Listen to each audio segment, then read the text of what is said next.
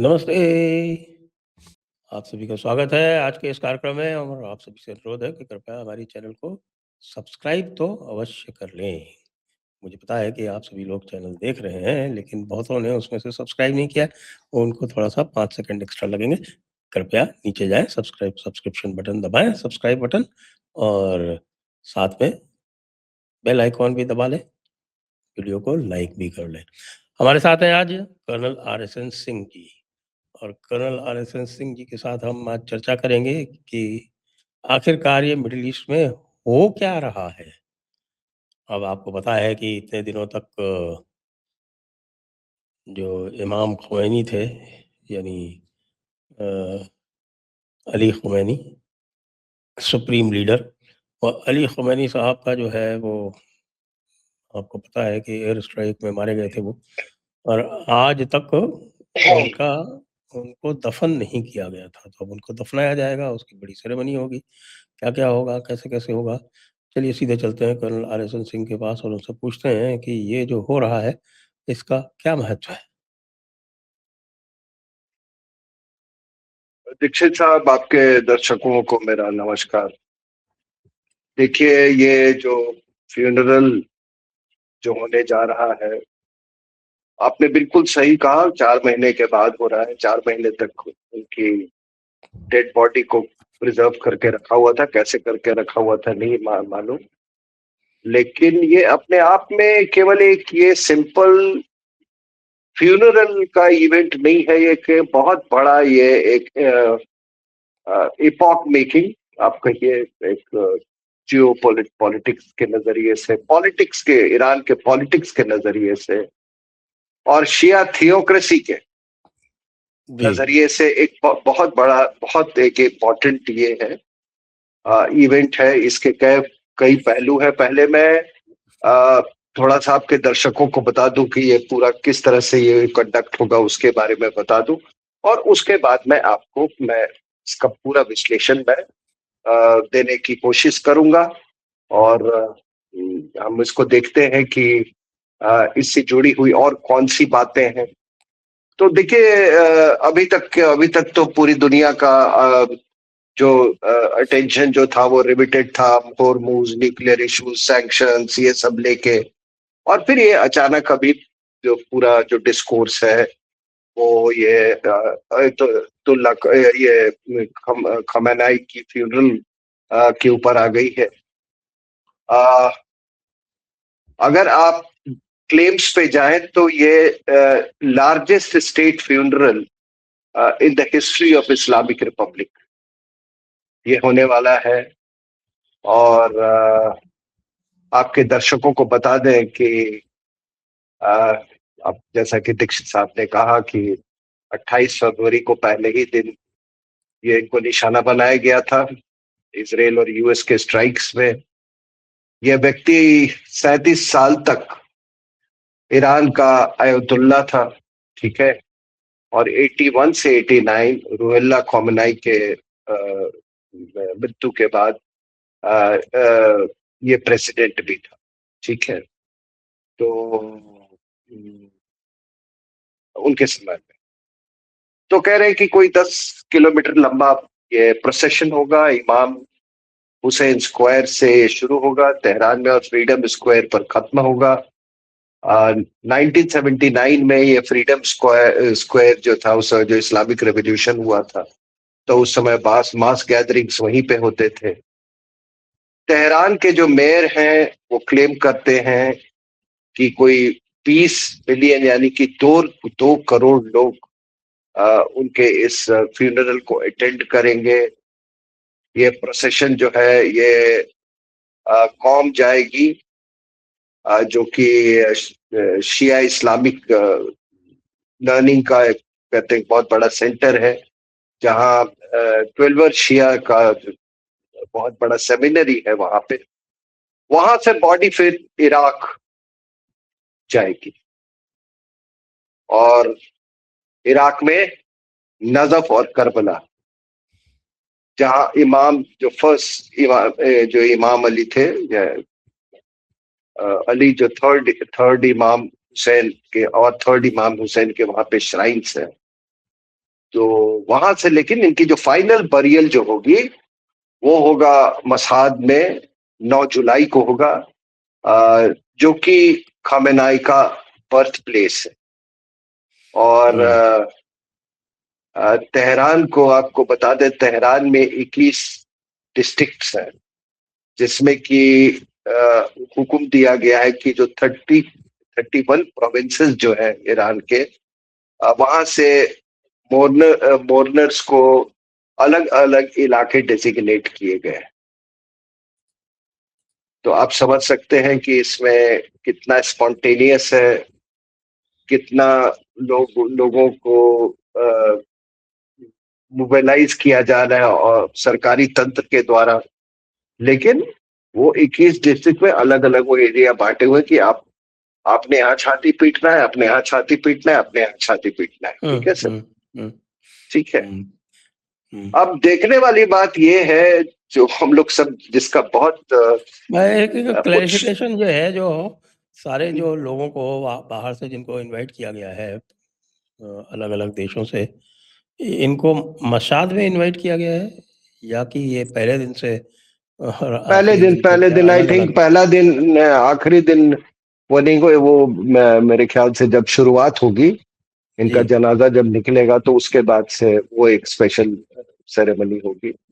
2-3 दिन तक तो कोई नहीं रहेगा। और ये भी मैं आपके दर्शकों को बता दूं कि अभी भी कोई उस स्टेटस के लीडर के आने की कोई कोई एक बड़े स्टेटस के लीडर के आने की अभी कोई खबर नहीं है। जहां तक मैं पाकिस्तानी मीडिया देख रहा था तो वहां भी मेरे ख्याल से शहबाज शरीफ या उनका तो नहीं है, आसिम मुनीर का मुझे नहीं मालूम, लेकिन शहबाज शरीफ नहीं जा रहे, ऐसा कि मुझे मिला। रशिया और चाइना से भी कोई बहुत बड़ा वो कोई लीडर नहीं जा रहा है। एक तरह से देखिए ईरान आइसोलेटेड रहा। यहाँ से आपको मालूम है मिनिस्टर ऑफ स्टेट और वो बिहार के जो गवर्नर है जयललिता हसनैन, उनका बताया जा रहा है।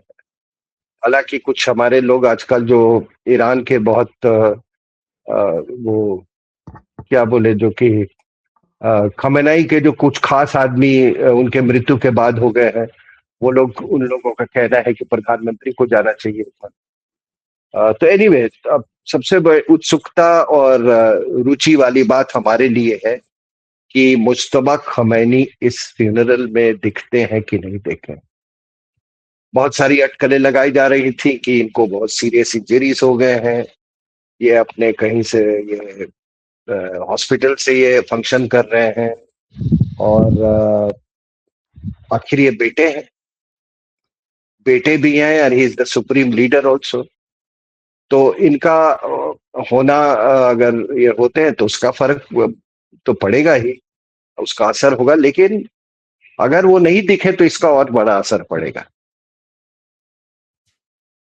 तो फिर बहुत सारी अटकलें लगाई जाएंगी कि अंदर में व्यवस्था क्या है, अभी वाकई में ये जिंदा है नहीं जिंदा है। तो it's a very very, I mean, बड़ा इंटरेस्टिंग ये है। Hold your breath. मैं भी, I am also, I am holding my breath to see whether this man is seen और नॉट। ठीक है ना? तो ऐसे कहने वाले तो ये खमेनाई के यहाँ उनके बहुत सारे चहेते हैं, ठीक है, जो कि ये कहते थे कि भैया नहीं, वो तो खमेनाई तो जिंदा है। एक टेलीविजन प्रोग्राम में एक पता नहीं, एक बावला, वो बड़ा क्लेम, वो इंटेलिजेंसी में अपने आप को क्लेम करता है, उसने कहा कि वो जिंदा है। तो मैंने, जो एंकर थे उसको मैं जानता हूं, मैं वो देखा, शेड्यूल में था कि उनके साथ 15 मिनट का प्रोग्राम है। तो मैंने फोन किया, मैं बोला देखो आपका बड़ा, मतलब इम्पोर्टेंट चैनल है, बड़ी क्रेडिबिलिटी है आपकी चैनल की, ये प्रोग्राम मत चलाइए, ये this is very irresponsible. Anyway, he decided to run the program। तो फिर जब ये हुआ इसके फ्यूनरल का, तो मैंने बोला अब उससे बुला के पूछो, क्या जिंदा आदमी का फ्यूनरल कर रहे हैं क्या? ठीक है। तो यहाँ पे इस तरह के बहुत सारे अटकलें लगाए जाए। That why it's very important कि ये जो मुश्तबा है उसका किस हाल में है, कैसे है, वो लोग जाने इसके बारे में। तो देखिए, ये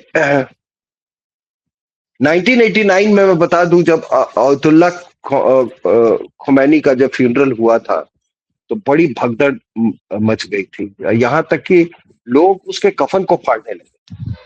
and finally his body had to be transported by helicopter, ठीक है ना। उसी तरह से कासिम सुलेमानी का, जो आईआरजीसी का जो कमांडर था, कुछ फोर्स कमांडर, जिसको बगदाद इंटरनेशनल एयरपोर्ट में यूएस स्ट्राइक, ड्रोन स्ट्राइक से मारा गया था, उसके भी फ्यूनरल में बहुत, मतलब बहुत भीड़ इकट्ठा हुई थी। और ऐसा स्टैम्पीड हुआ था कि उसमें 56 लोग मारे गए थे उस स्टैम्पीड में। और इसी सुलेमानी का जब 4th एनिवर्सरी हो रहा था और लोग इकट्ठा हुए थे उसके 4th एनिवर्सरी पे करमान में, तो ट्विन ब्लास्ट हुए जिसमें 89 लोग मारे गए। और आईएसआईएस ने इसकी रिस्पॉन्सिबिलिटी ली थी, ठीक है। अब ईरान के जो अथॉरिटीज है उनका कहना है कि इस्लामिक स्टेट का यह हाथ नहीं था, इसमें अमेरिका और इसराइल का हाथ था, जो भी हो। लेकिन दर्शकों को इतना मैं बता दूं कि इस्लामिक स्टेट को इसीलिए क्रिएट ही किया गया था टू टेक ऑन दीज, ये जो ईरानियन प्रॉक्सीज जो है उनको टेक ऑन करने के लिए। और सुलेमानी जो था ये प्रॉक्सीज का मास्टर था ये, ठीक है। उसी तरह से इब्राहिम रईसी का भी 2024 में जब ये था, एक मिनट में थोड़ा सा टूकूंगा। वैसे आईसिस जो है वो आजकल पाकिस्तान की सहायता से चल रहा है और अफगानिस्तान हाँ, में चला बिल्कुल बिल्कुल बिल्कुल बिल्कुल बिल्कुल, वो ओबामा का क्रिएशन था और एक पर्पस के लिए उनको वो किया गया था। वो पर्पस किसी हद तक नहीं सॉल्व हुआ, वो सॉल्व नहीं हुआ, that got disintegrated for many reasons. लेकिन जो आइडियोलॉजी जो फैशन की थी, जो बनाई थी, वो आइडियोलॉजी तो है, वो आइडियोलॉजी है और इंटरनेट के जरिए उसको जिंदा रखा जा रहा है। तो बेसिकली वो अलकायदा के ही लोग हैं, ठीक है। So that ideology is not going anywhere. तो वो टुकड़ों में है, उधर जाके पाकिस्तान के नाक में दम किए हुए हैं इसको। पाकिस्तान आईएसआई को भी जब भी कोई कुछ ऐसी कार्रवाई करनी होती है जहां पे वो डिनायबिलिटी मेंटेन करना चाहते हैं, तो वो भी आईसिस का नाम ले लेते हैं। So it is cutting both ways anyway. लेकिन सबसे बड़ी बात है कि देखिए, ये फ्यूनरल जो है ये किस माहौल में हो रहा है, किस बैकड्रॉप में। ये 17 जून को एमओयू दोनों के बीच में साइन हुआ है, उस बैकड्रॉप में ये फ्यूनरल हो रहा है। अब मैं आता हूं आपके मेन विश्लेषण पार्ट जी। देखिए सर, बिना कोई अस्थाई अंदरूनी समझौते के बिना इतने बड़े पैमाने पर फ्यूनरल नहीं हो सकता। भाई, अगर अगर मान लीजिए कि 4 महीने क्यों नहीं किया?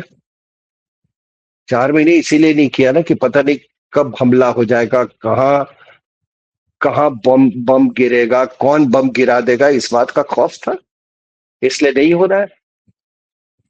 और उस समय से लेके अभी तक तो जो एयर डिफेंस कैपेबिलिटी है इनकी, वो तो डिग्रेड क्या, बिल्कुल एक तरह से समझिए कि नील है एयर डिफेंस कैपेबिलिटी। तो किसी तरीके का तो इसमें भाई बड़ा डील हुआ है, बड़ा गिव एंड टेक, ठीक है ना। और फ्यूनरल जरूरी भी था।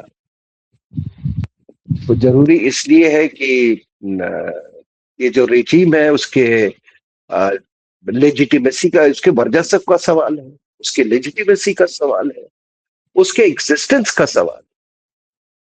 और इसलिए भी जरूरी है कि एक पूरा डिमोरलाइज नेशन जो कि which has been I mean shattered, उसको गैल्वेनाइज करने का ये एक मौका भी है, एक टूल भी। तो ये देखिए, ये इसके जो इंटरनल डायमेंशंस तो है ही। अब ये जा रही है वहां नजफ और करबला, इराक में। तो आप देखिए, इसका मतलब लार्जर जियोपॉलिटिकल भी इसके डायमेंशंस है। यानी कि ईरान असर्ट कर रहा है कि शिया शिया का वो सबसे बड़ा लीडर है, वही है। This message is to the entire Shia community in the world. ठीक है ना सर? अब तो इसीलिए मैंने कहा कि इसके बहुत जियोपॉलिटिकल डायमेंशंस है और थियोक्रेटिक डायमेंशंस है। यह एक it's a political statement, it is a geopolitical statement, it's a theocratic statement. हमारे यहाँ लोग जो खमेनाई को शियास का थियोक्रेटिक लीडर मानते हैं, मैं उनसे पूछना चाहता हूं कि क्या ये खमेनाई के ईरान में पावर टेक ओवर करने के पहले क्या कोई मतलब कोई वो शिया इस्लाम नहीं था? तो एक बहुत बड़ा सवाल है। लेकिन हाँ, फिर मैं उस पे आ जाता हूं कि बिना गिव एंड टेक के यूएस इतना बड़ा फ्यूनरल इवेंट के लिए आश्वासन नहीं दिया होगा, not only on behalf of the USA but also on behalf of Israel. आप समझ जाइए कि इसके कितना बड़ा किस स्तर पे बातचीत हुई है और कितना बड़ा गिव एंड टेक हुआ होगा। अब क्या ये गिव एंड टेक है? क्या इसमें न्यूक्लियर प्रोग्राम वाला मुद्दा इन्वॉल्व है? हो सकता है। यह भी इंडिकेट करता है, ये दिस ऑल्सो इंडिकेट्स कि भाई एक मैक्रो समझौता तो हो चुका है सर। मैक्रो जो मैक्रो इश्यूज है वो उस पे समझौता हो चुका है। माइक्रो इश्यूज पे कुछ मतभेद हैं और कुछ मतभेद क्रिएट किए जा रहे हैं। और मतभेद है, मतभेद कहिए या उनमें कि जो पॉलिटी जो है उनका रेजीम में जो है उसमें फ्रैक्चर हो चुका है, उसमें डीप फिजर्स है। ठीक है। और हमने तो ये देखा कि जो पूरी रेजीम जो है उसमें क्लेरिक्स, पॉलिटिशियंस, पार्लियामेंटेरियंस, ठीक है, वो आईआरजीसी, ये सभी एक साथ ये बोर्ड पर नहीं है। इसलिए अलग अलग बयान आपको सुनने को मिलते हैं। कोई कहेगा जी टॉक्स हो रहे हैं जी, कतर में टॉक्स होगा, दूसरा एक खड़ा होकर बोला कि नहीं हमको तो कोई खबर ही नहीं है। तो इस तरह के विरोधाभास यही संकेत देता है कि जो इनमें क्रैक्स जो है बहुत डीप है और वाइड है। अब इसीलिए कुछ होता है तो एक लीडर बोलता है कि मैं इसकी पुष्टि नहीं कर सकता, दूसरा कहता है कि नहीं नहीं नहीं, नहीं बिल्कुल सही है। सो वो फार्स जो है वो आईआरजीसी के नीचे काम करता है, टोटल कंट्रोल है उसमें आईआरजीसी का। लेकिन अगर आपको लगता है कि मैं ये कुछ ज्यादा ओवरबोर्ड चला गया हूं विश्लेषण से, तो लेट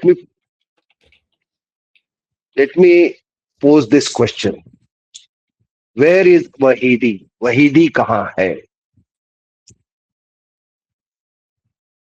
आईआरजीसी कमांडर कुछ अता पता नहीं है सर। और आपको बता दूं कि ये आई थिंक 9 जुलाई को जो माशहर में हमला हुआ था, उसके बाद से वहीदी का मतलब कोई अता पता नहीं है। और उसके पहले काफी दिनों तक वो डी फैक्टो लीडर था ईरान का। वो किसी की नहीं सुन रहा था। पेजेश्कियां द्वारा कैबिनेट को भी उसने मतलब उस पर ऑब्जेक्शन डाला था। उसने जब मिनिस्टर ऑफ इंटेलिजेंस हुआ था तो उसने उसको हटवा दिया था। लेकिन so he was the de facto leader. ये भी सुनने में आ रहा था कि वो जो ये क्लेरिक्स जो है, क्लेरिक्स तो खैर खत्म ही हो गए, ये मुस्तफा अगर जिंदा, उसकी भी बात ये बस उसको एक टोकन के रूप में वो यूज कर रहा था, एक टाइटुलर हेड के रूप में। तो ये सब इससे परेशान थे। पेजेश्कियां, आरागाशी, गालिबाफ, ये सब इस आदमी से परेशान थे। और यानी कि जो पॉलिटिकल सेगमेंट है और जो क्लेरिक सेगमेंट है, सभी परेशान थे। तो सर कहीं ऐसा तो नहीं है कि इसको रास्ते से हटवाया गया? हाँ, ये अड़चनें डाल रहा था। किसी भी समझौते में IRGC जो था वो सहमत नहीं हो रहा था, इन लोगों के लिए प्रॉब्लम क्रिएट कर रहा था। अभी भी IRGC के कुछ रोग कमांडर्स हैं जो होर्मुज में जिन्होंने हमला कर दिया US के सुपर टैंकर के ऊपर, और जो अभी भी कोशिश यही कर रहे हैं कि किसी तरह का समझौता ना होने पाए। जी, तो ये देखिएगा, there two things to watch. एक तो ये मुस्तफा का वो अटेंड करते हैं कि नहीं करते हैं, और दूसरा ये वहीदी, ही हैज बीन एलिमिनेटेड। और मैं पहला आदमी हूं जी। हिंदुस्तान में जो मैं ये इंफॉर्मेशन लेके आया था, ही हैज बीन एलिमिनेटेड। उसका नाम कहीं नहीं आ रहा। और ये फ्यूनरल का जो स्केल और मैग्नीट्यूड है, उससे फिर से मैं दोहराता हूं, इससे साफ जाहिर होता है कि मैक्रो अंडरस्टैंडिंग हो चुकी है, और वॉर जो है, वॉर एक तरह से आप कहें तो वो ओवर हो चुका है। मैं तो देखिए, मैं ऑयल प्राइसेस पे जाता हूं। आज का खबर है कि ऑयल प्राइसेस जो है वो प्री मतलब जो पैंडेमिक टाइम्स में था वहां तक, उससे भी नीचे चला गया। तो oil is flowing. Oil is ठीक है ना? राइट नाउ, वो जो मैं देख रहा हूँ, वो ब्रेंट इज 72, और जो WTI है टेक्सास, जी वो 68 80। जी जी। तो इसका मतलब है कि देखिए, ऑयल का क्या है ना सर, कि सबसे पहले तो ये खबर जो होती है वो ये ऑयल प्रोड्यूसर्स के पास पहुंचती, and accordingly I mean it impacts the market. तो अगर किसी को विश्लेषण करना है कि सिचुएशन कितना सीरियस है हॉर्मुज में या मिडिल ईस्ट में या इसमें लेके, क्या MOU काम कर रहा है कि नहीं कर रहा है, कोई समझौता हुआ है कि नहीं, सबसे पहले खबर इनको जाती है। क्योंकि जो ऑयल प्रोड्यूसिंग कंट्रीज हैं, गल्फ कंट्रीज में, वही सरकार में भी है। ठीक है, तो वो सबसे बड़ा इंडिकेटर है। तो मैं फिर कहता हूं कि वॉर ब्रॉड टर्म्स में इज ओवर। बाकी ये पिन प्रिक्स जो है ये चलते रहेंगे, क्योंकि वहां पे बहुत सारे एलिमेंट्स है। कोई वो कोस्टल डिफेंस लेकर बैठा हुआ है, कोई आइलैंड में बैठा हुआ है, वो कहता मैं नहीं मानता जी। नो, रोग एलिमेंट्स तो इन्होंने पाल रखे ही है ना बहुत, उससे तो हाँ, वो काफी ऐसे भी। डिसेंट्रलाइज्ड भी है इनका कमांड स्ट्रक्चर। हाँ हाँ, डिसेंट्रलाइज भी है। तो इसमें कई लोग हैं जिनको, उन लोगों को मैक्रो व्यू से क्या मतलब। ठीक है ना? तो अब सवाल आता है, सर ये किसका फ्यूनरल हो रहा है? He was certainly not a spiritual being. Sir ये आदमी जब Nowember 1979 में जब अमेरिकन एम्बेसी में सीज लगाया गया था और अमेरिकन डिप्लोमेटिक स्टाफ को बंदी बनाया गया था, he was one of the architects. ठीक है ना सर? इसका कोई मिसाल नहीं है। और क्या इनका डिमांड था? इनका डिमांड था कि शाह को रिलीज करो। और उस समय वो कैंसर से पीड़ित था वो, और बाद में उसकी मौत भी हो गई इजिप्ट में एक आधी साल के अंदर में। आप बताओ कि कोई देश कैसे दे सकता है उसको, एक्स्ट्राडाइट कर सकता है? उसी तरीके से मान लीजिए हाइपोथेटिकली आपके यहाँ शेख हसीना है, और वो आपके एम्बेसी को घेर ले ढाका में और कहें कि शेख हसीना को वापस भेजो, नहीं तो हम इनको नहीं छोड़ेंगे। और इसको ये क्या, टेररिज्म नहीं है तो और क्या है?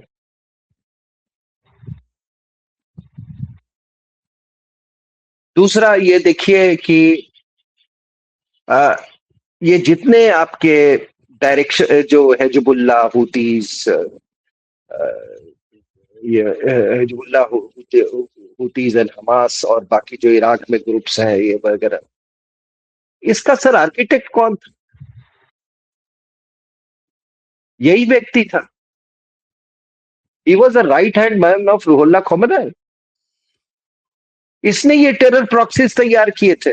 और चलिए वो रीजनल मैटर है।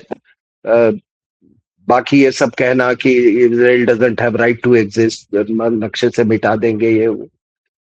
चलिए हम we can afford to be neutral as a country, लेकिन जब आप रेड सी को और हॉर्मुज को आप वेपन बना देते हो, I am sorry, I as an Indian I can not afford to be neutral.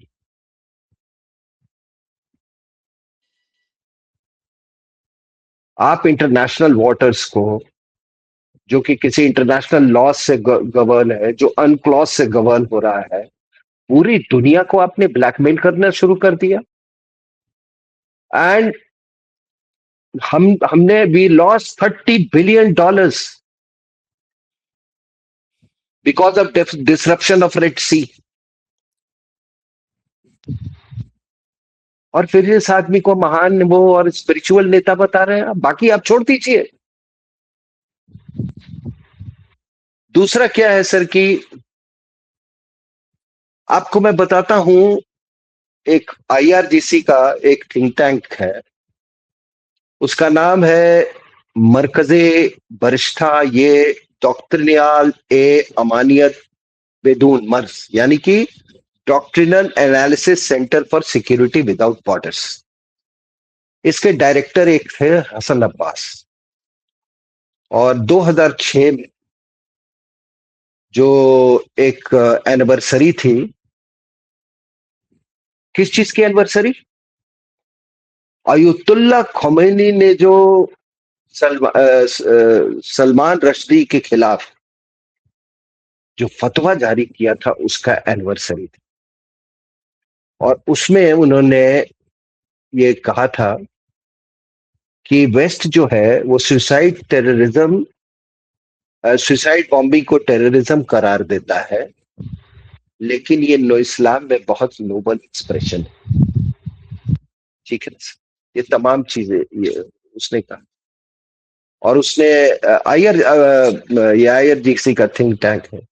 फिर कहा कि suicide operations can overcome superior military force. ये सब तमाम। तो इनके फिलॉसफी में ये जो suicide bombing, suicide terrorism, proxy terrorism, ये सारा सारा कुछ। तो अब मैं आखिरी में इस बात पर आता हूं कि बताइए, अभी एक शख्स है, आप भी जानते होंगे, उन्होंने कहा कि प्रधानमंत्री को जाना चाहिए। क्यों जाना चाहिए भाई प्रधानमंत्री को, बताइए। और ठीक है, सरकार की अपनी कुछ मजबूरियां होती होंगी, कुछ उनके अपने जियो स्ट्रेटेजिक कंपल्शंस होंगे, मैं उसको डिस्प्यूट नहीं करता। लेकिन अगर मेरी मानिए तो एक लेफ्टिनेंट जनरल को सिर्फ इसलिए भेजना, वो तो गवर्नर है, कि वो शिया है, ये क्या हम प्रूव करना चाहते हैं? What do you want to prove? Hypothetically मान लीजिए अगर कुछ यहां पर होता है, तो क्या मतलब कोई हिंदू को खोज के ईरान भेजेगा क्या? आपके यहां कोई इस तरह का अगर कोई इवेंट हो उसके लिए, ये क्या मानसिकता है सर? किसको आप खुश को, किसी वोट बैंक को खुश करना चाहते हैं? किसको आप ये कर? इसी मानसिकता के कारण कश्मीर में मैं आपको बता रहा हूं कि एक इसी मानसिकता को लेके एक मुस्लिम लेफ्टिनेंट जनरल को भेजा गया, ठीक है। And he was the man who conspired along with the chief minister and the home minister for ethnic cleansing of Hindus from Kashmir Valley. कोई कुछ भी बोल ले,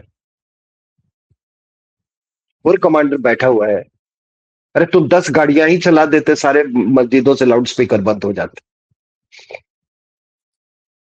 उसके बाद इनको भी भेजा गया था। अब आप सलवार कमीज पहन के आप जाके वो ईद के उससे आप तो चले गए ईद मनाने। आपने हिंदुओं के बारे में कभी बात की थी? जब कश्मीर से हिंदू विस्थापित हुए थे,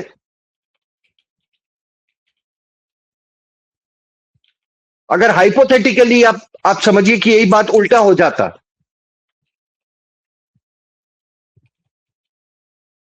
कश्मीर से मान लीजिए किसी भी टेरिटरी से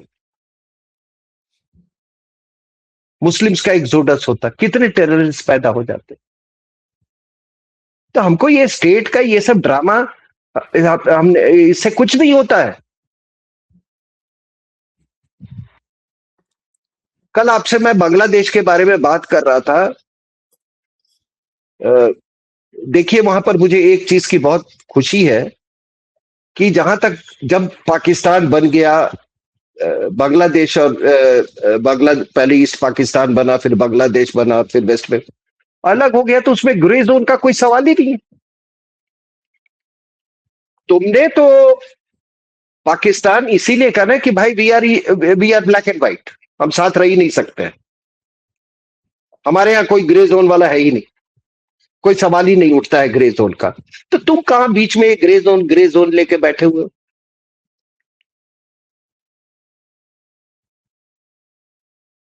फेंसिंग आप लगा रहे हो बिकॉज ही नोज, वो अपना कलर जानता है, आप अपना कलर नहीं जानते। एंड थैंक गॉड कि अब जो डिस्कोर्स है वहां पर, it has finally turn into black and white. जहां जबरदस्ती आप ग्रे, हाँ, आप ग्रे, उससे क्या होता है, उससे क्या होता है कि आपका जो जो जो आपकी जो सिक्योरिटी माइंडसेट है उसमें क्लैरिटी आती है। और वो ग्रे जोन इतना बड़ा होता गया, उतना बड़ा गया कि ममता के टाइम में मतलब वो लगा कि जैसे कि पूरा ग्रे ही हो गया है कलर। उसको समेटा जा रहा है, समेटते समेटते टाइम लगेगा, लेकिन बहुत जल्दी वो ग्रे जोन जो है वो सिमट रही है। और आप देखिएगा, मैं आज आपके इस पे कह रहा हूं, इसका इसका ये कॉन्सिक्वेंस होगा। आप मुझसे 1 साल बात कीजिएगा एंड यू विल सी कि जो नॉर्थ ईस्ट में जो आपको प्रगति देखने को मिलेगी, it will be unprecedented. I can already sense it. तो ये है सर कि ठीक है आप किसी को भेज रहे हैं, but sending somebody just because is a Shia, I am sorry.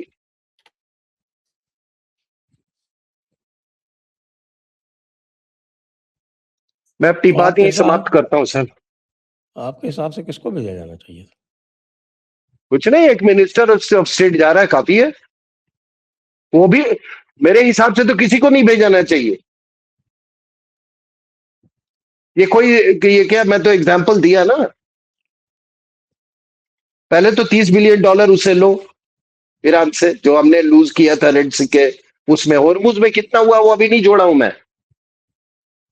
खाली रेड सी में हुआ था इतना, $30 बिलियन। उससे वापस लो, फिर देखते हैं फिर किसको भेजेंगे। In fact Iran should be made to pay to the entire world for making this world suffer. तुम्हारा झगड़ा तो उससे था ना यार, इजराइल से, और मान लो यूएस से था। यूएस को तो कोई फर्क नहीं पड़ा क्योंकि तुम्हारा तेल चाहिए ही नहीं था, जो भी था। होर्मुज से हमको फर्क पड़ा, रेड सी से पूरी दुनिया को फर्क पड़ा। Who will pay for it? It's a war crime. कल को मलक्का हम बंद कर दें,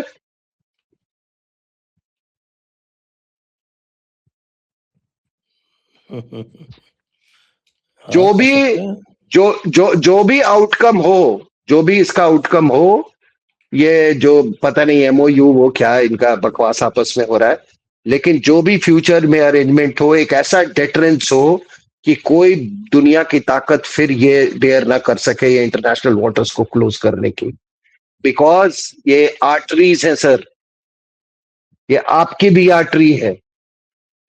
वो आर्टरी बंद हो जाएगी, आप चोक कर जाइएगा।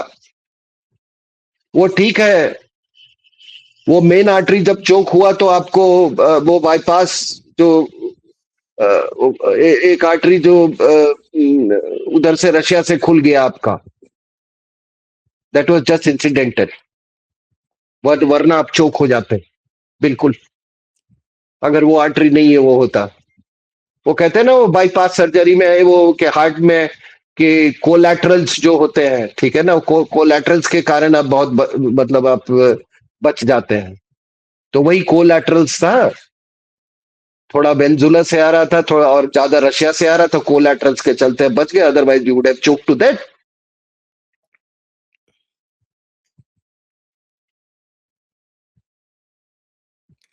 तो ये जो आप जो देख रहे हैं, एक बात और भी मैं इसमें से और जानना चाहता हूँ आपका कि ये जो जो भी चल रहा है, जो यूएस का जो वो अपना जो है वो पता नहीं क्या किस तरह का वो करते रहते हैं, ज़रा ज़्यादा ही जो खिचड़ी जो है वो ज़रा ज़्यादा ही पका लेते हैं, इतनी पका लेते हैं कि वो खिचड़ी जल जाती है, तो पतीले में नीचे लग जाती है वो। तो अभी ये जो नहीं इन्होंने इन्हें जो भी जो हो रहा है, इसमें आपको क्या दिखता है? इसमें मैं अपना मंतव्य बता देता हूँ, फिर आप इसके ऊपर टिप्पणी करें अवश्य। मुझे तो ये लगता है कि भई यूएस ने जिस तरह से कदम पीछे हटाए हैं, उस तरह से तो एक तरह से ये जो टेररिस्ट रेजिम है ईरान की, है तो आतंकवादियों का ही एक शासन। उसको तो और बल मिला है इससे। इसीलिए मैं कह रहा हूं सर ना कि ये फ्यूनरल का इंतजार कीजिए, everything will be very clear.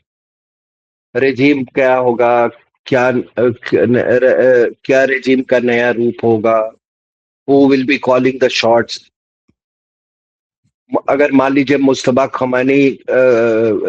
खमेनाई जिंदा है, he will be much less powerful, ठीक है ना। आईआरजीसी में का वो वहीदी वो दिख नहीं रहा है कहीं पे, तो ये उस दिन बहुत सारी चीजें क्लियर होंगी, बहुत सारी चीजें क्लियर होंगी अंदर में क्या हो रहा है इसका। हाँ, वी कैन सेंस इट, हम सेंस कर सकते हैं कि जब कॉन्फ्लिक्टिंग स्टेटमेंट्स आते हैं इधर से उधर के, भैया कि एक ये नहीं। दूसरा मैं बता रहा हूं सर, देश तो बिल्कुल नंगा हो चुका है, कुछ नहीं है अभी इनके पास। ये आप सोचिए कि जो टिकिंग बॉम्ब, जो सबसे बड़ा बॉम्ब जो था इनका, वो था कि इनका जो जो ब्लॉकेड लगा और ये ऑयल नहीं एक्सपोर्ट कर पा रहे थे। अब प्रोडक्शन चालू है, तेल के जो भंडार हैं वो भरे जा रहे हैं।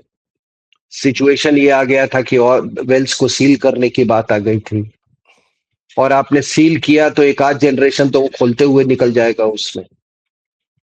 दूसरा एक चीज तो जरूर है कि आप बताओ कि कोई मतलब आप आए, शाह बहुत बदमाश था, बहुत ये था वो था ये था, what has the regime given to Iran? Take over किया पूरा, इंटरनल जो परजेस जो किए, हजारों की संख्या में लोगों को मारा, कम्युनिस्ट का हेल्प लिया रेवोल्यूशन में, फिर उन्हीं को हजारों की संख्या में मारा, बस अपना आईआरजीसी बनाया ही था अपना इंटरनली अपने आप को कंसोलिडेट करने के लिए। उसके बाद ईरान इराक वॉर हुआ सर। ईरान इराक वॉर में सर पूरा यूथ जो है वो डेसिमेट हो गया था, टू द एक्सटेंट कि आप विश्वास नहीं करेंगे कि there were no boys left for girls to marry. अब 70-70 साल का आदमी 3-3 4-4 टीनेजर लड़कियों से शादी कर रहा है, और उसके बाद से जब उससे निकले तो फिर सैंक्शंस का राज आ गया। फिर सैंक्शंस का ये से निकले तो ये युद्ध हो गया। तो नाउ व्हाट वी आर, हम किस ईरान की कल्पना कर रहे हैं? हम एक रीइंटीग्रेटेड ईरान की कल्पना कर रहे हैं, मतलब रीइंटीग्रेटेड विद द ग्लोबल कम्युनिटी, हम उसकी कल्पना कर रहे हैं। और वो रीइंटीग्रेटेड ईरान में वो सब कुछ जैसे अभी वो मान लीजिए वो फुटबॉल उसमें वो पार्टिसिपेट कर रहे हैं, ठीक है सर, हम उसी तरह से we envisage a totally reintegrated Iran.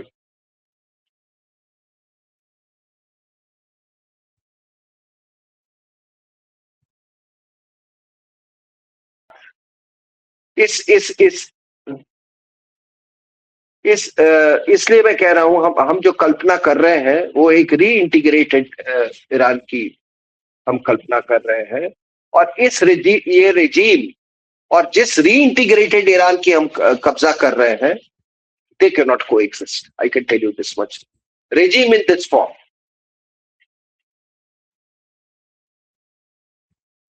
आपको मेरी आवाज आ रही है दीक्षित साहब?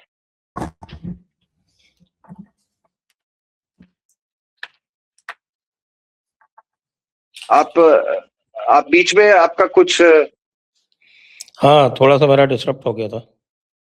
हाँ नहीं, मैं कह रहा था सर, मैं रीइंटीग्रेटेड ईरान की जब ये सब खत्म हो जाता है तो आप वही व्यवस्था तो फिर नहीं लाएंगे ना। तो अगर ग्लोबल कम्युनिटी से अगर ईरान को री इंटीग्रेट करना है, if we have to move from sanctioned Iran to unsanctioned Iran, तो भाई ये दोनों तो फिर ये रेजीम इस स्वरूप में जो अभी तक जो हम जानते हैं, इस स्वरूप में री इंटीग्रेटेड ईरान के साथ ये कोएग्जिस्ट नहीं कर सकता। So there will be drastic changes in the regime. जी जी। अच्छा, जब ग्लोबल कम्युनिटी के साथ आप ये करेंगे तो उसका मतलब तो आप ट्रेड भी कर रहे हैं, खुली तरह से ट्रेड कर रहे हैं। फिर वो जो आपका जो स्पेशल जो क्लैंडस्टाइन रिलेशनशिप जो आपने पाल रखा था चाइना के साथ, वो उसमें बदलाव आएगा फिर, because they will have no compulsion to sell oil $8 a barrel और $10 a barrel टू चाइना। तो इसका भी एक बहुत बड़ा जियोपॉलिटिकल इम्पैक्ट पड़ेगा। पाकिस्तान के साथ इनके रिलेशंस कैसे रहेंगे अब?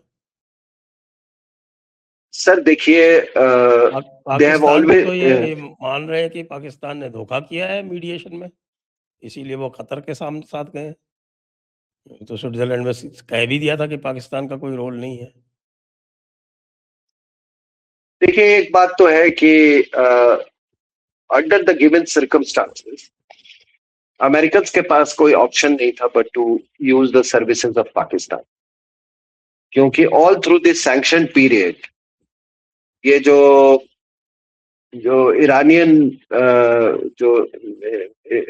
Iranians were functioning from Pakistani embassy in America, तो इनको सब मालूम है। दूसरा क्या है कि आईआरजीसी वालों के साथ ये आईएसआई का वो स्मगलिंग का बहुत बड़ा रिश्ता है सर। आप समझ रहे ना?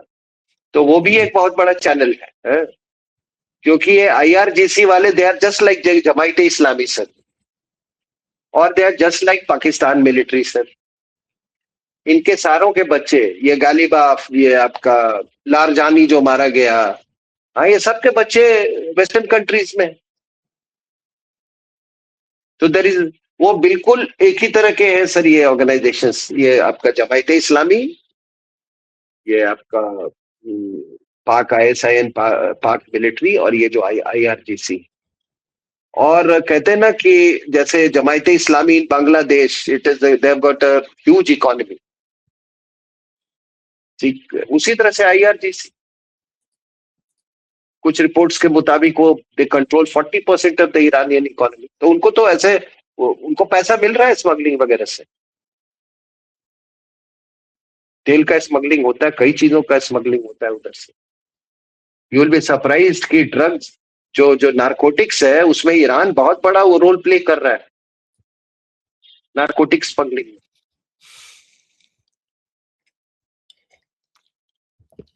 जी। तो अब आज की चर्चा को हम यहीं पर विराम देते हैं। आपने जो ये पूरा पर्सपेक्टिव है बड़ी अच्छी तरह से समझाया, उसके लिए बहुत-बहुत धन्यवाद। दर्शकों को भी बहुत-बहुत धन्यवाद।